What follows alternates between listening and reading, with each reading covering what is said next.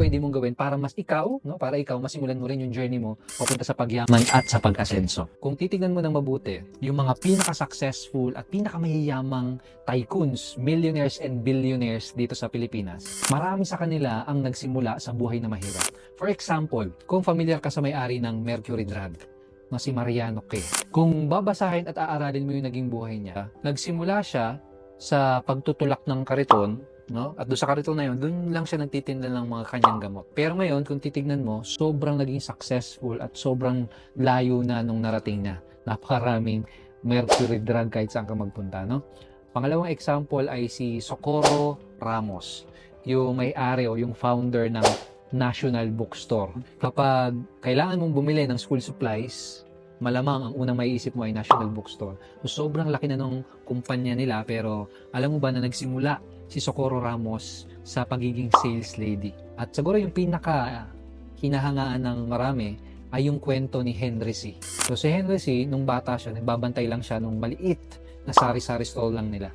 Pero ngayon, kung makikita mo naman kung gaano naging successful si Henry C. Napakarami niyang negosyo. In fact, bago siya mamatay, no, bago siya mawala dito sa mundo, ay siya yung pinakamayamang Filipino. So, kung ang tanong ay posible ba na maging successful, yumaman, kahit na pinanganak ka sa buhay na mahirap, ay yes, napakaraming proof na posible siya. Pero ano yung pwede mong gawin para maiangat yung buhay mo, maging successful, umasenso, kahit na pinanganak kang mahirap or kahit na nagmula ka sa humble na simula? Ang unang-unang kailangan mong magawa ay paniwalaan yung sarili mo at yung mga kakayahan mo. Napaka-importante nun. And napakahirap niyang gawin kapag pinanganak ka sa isang mahirap na pamilya or sa mahirap na environment.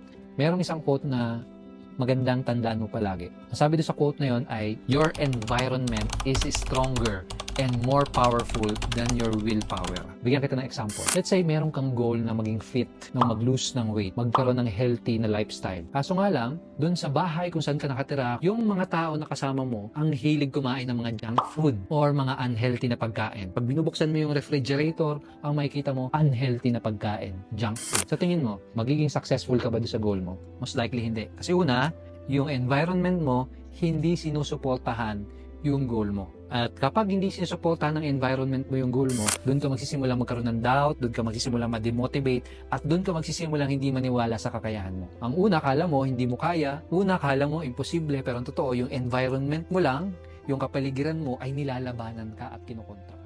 Pwede ka magsimula sa pamamagitan ng pagbabasa ng mga libro na sinulat ng mga successful na tao, o kaya naman, mga libro na in-interview at inaral ng mabuti yung buhay ng mga naging successful na tao. Trust me, kapag nagsisimula ka ng aralin yung mga kwento, yung mga naging storya, yung mga naging strategy, yung mga naging journey, at yung mga pinagdaanan nitong mga successful na tao na ito, doon ka magsisimulang makapag-build ng confidence at ng tiwala sa sarili mo. Pangalawang pwede mong gawin ay isipin mo kung paano ka makakapag-provide ng value or ng serbisyo sa maraming tao. Lahat ng mga naging pinakamayamang tao dito sa Pilipinas or kahit sa buong mundo, kaya sila nakapag-accumulate ng napakaraming pera at yaman ay dahil nag-provide sila ng value at ng serbisyo sa maraming tao. Isipin mo ng mabuti, yung mga successful na businessman, nagbenta sila ng mga product na nakatulong sa maraming tao, tama ba? Kaya naman, nag-create sila ng serbisyo na tumulong at nagbigay ng malaking value sa napakaraming tao. So kung gusto mo rin maging successful at yung mga kailangan, ngayon pa lang iniisip mo na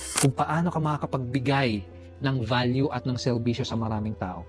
Ang sunod na kailangan mong gawin ay dapat araw-araw kailangan gumagawa ka ng desisyon at aksyon para tuparin yung mga pangarap mo. Kasi kung walang aksyon, wala ding resulta. Tingnan mo na mabuti. Kung nasaan ka ngayon, kung anong trabaho mo ngayon, kung saan ka nakatira ngayon, kung sino yung karelasyon mo, kung sino yung mga taong kasama mo, kaya yan yung realidad at yun yung buhay mo ngayon ay dahil sa mga past action na ginawa mo. Diba? Sabi nga, what you reap is what you sow. Ano ba yung mga tinatanim mong buto ngayon? Yung decision at yung action ba na ginagawa mo araw-araw ang magdadala sa'yo dun sa mga pangarap mo, dun sa buhay na inaasam mo. So sabihin mo sa akin kung ano yung sisimulan mong gawin dito sa mga shinare ko sa'yo.